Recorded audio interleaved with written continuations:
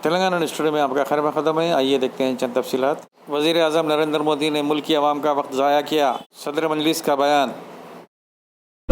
देश के प्रधानमंत्री ने ना सिर्फ अपना वक्त खराब किया बल्कि देश की तमाम जनता जो उनको बड़ा टीवी पर देख रही थी कि कुछ बोलेंगे, उन्होंने सबका वक्त खराब किया है।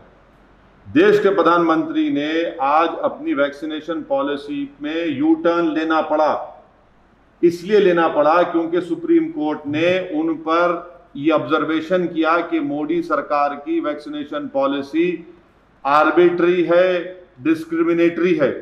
तो सुप्रीम कोर्ट को जवाब देने से पहले प्रधानमंत्री देश से सामने आकर सुप्रीम कोर्ट के ऑब्जर्वेशन की रोशनी में अपने वैक्सीनेशन पॉलिसी को उनको यू टर्न लेना पड़ा।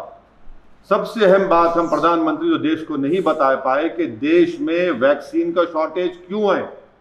प्रधानमंत्री की सरकार खुद सुप्रीम कोर्ट को 9 मई को एफिडेविट में बताती है कि जुलाई के खत्म होने तक सीरम 6.5 करोड़ वैक्सीन प्रोड्यूस करेगा, भारत बायोटेक 5.5 करेगा और स्पुतनिक 1 करोड़ 20 लाख।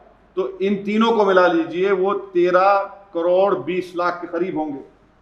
जुलाई में जो फ्रंटलाइन स्टाफ है जिसमें डॉक्टर्स हैं, कोविड वॉरियर्स हैं और 45 साल की उम्र के लोगों में 30 करोड़ हैं, उनको 30 करोड़ वैक्सीन कहां लाएंगे जुलाई में जब आप 13.2 करोड़ ही प्रोड्यूस कर रहे हैं। और उस फ्रंटलाइन स्टाफ में जिसका प्रधानमंत्री ने अपने आप को मुबारकबाद दे दी, वाह वाह अपने आप की खुद कर ली, उसमें से सिर्फ 10% लोगों को वैक्सीन लगा है। तो देश के प्रधानमंत्री वैक्सीनेशन पॉलिसी में देश को सच नहीं बता रहे हैं।